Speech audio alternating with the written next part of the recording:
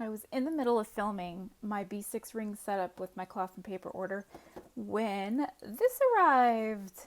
I've discovered maypaperco after I placed my cloth and paper order. Maypaperco is local, well, local, meaning she's in Australia. This is the October sub box. You have been warned. Stop if you don't want to know what it is. There was a sneaky peek in the group. All I know, it's a finance theme. That's all I'm going to say.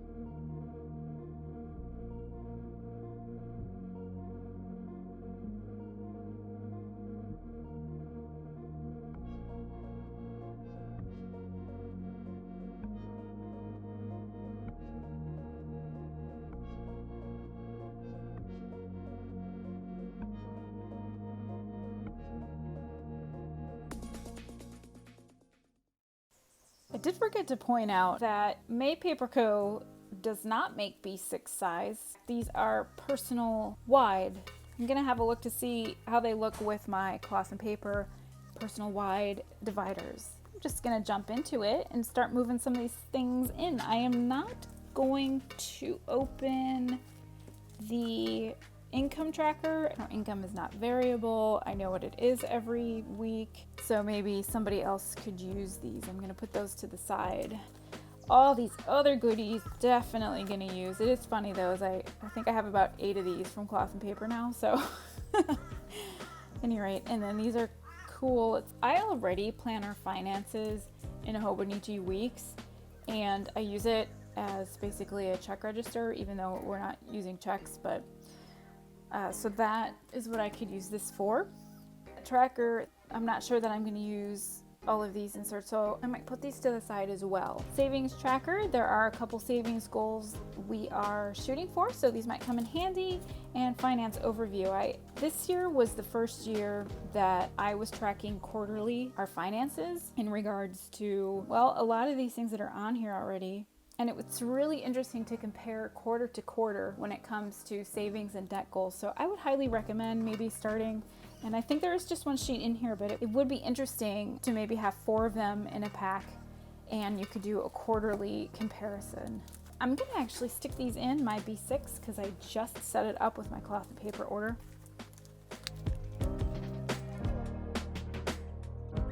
So finances, all right. So again, I've got personal wide inserts, and these happen to be personal wide dividers. Different companies, let's see what they look like together. The paper is a little thinner than I'm used to, but it's really smooth, which is what I like. I like smooth paper. And the reason why I like smooth paper is because I feel like the toothy paper just grabs the pen more. If I use something with a felt tip, I feel like it just chews it up a little bit more. So personal wide, perfect match practically. So we'll do the finance overview and then expenses, variable bills, fixed bills, savings tracker. Don't know what if there's any magic to this, but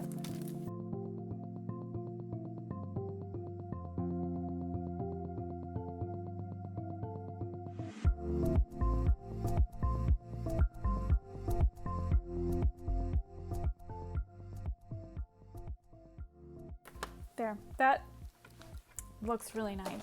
If I were to decide that this was going to be the only planner for me, what I would do is I would purchase 2 sets of monthly inserts. One of them would be for keeping track of my bills, etc. And I would do that because I find on my main calendar for planning purposes, I can never fit everything that I need to. And when I use my monthly calendar, not only do I like to write what the bill is, but how much it is. And then I find that it kind of clogs up my monthly calendar. So I don't have any room for putting events and whatnot. That's just me though. And again, if I find out that I'm going to use this planner, that is what I am going to do. So I would have my schedule up here, and then I could have my finances back here. I would flip to the calendar, and then this finance overview, I would purchase enough so that I had a whole year's worth, and I would do my financial overview quarterly. So when you start to talk about assets, liabilities, and net worth, it's really helpful to see it when you're trying to make savings goals. So then actually I would go month, and then I would go straight into expenses.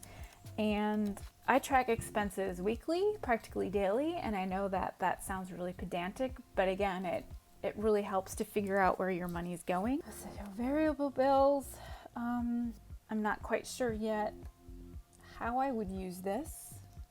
And I will say one thing really quick here in Australia, things like water rates and electric is billed quarterly, so it's a little bit more complicated to track, in my opinion, than back in the States. And a lot of other things get paid weekly, like rent and other things. So it's just a different way of doing things that I've tried to get used to when it comes to tracking our finances. So I kind of feel like this is right up my alley here.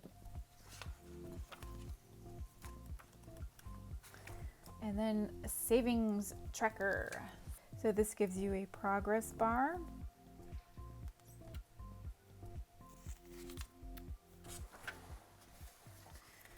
And that is it.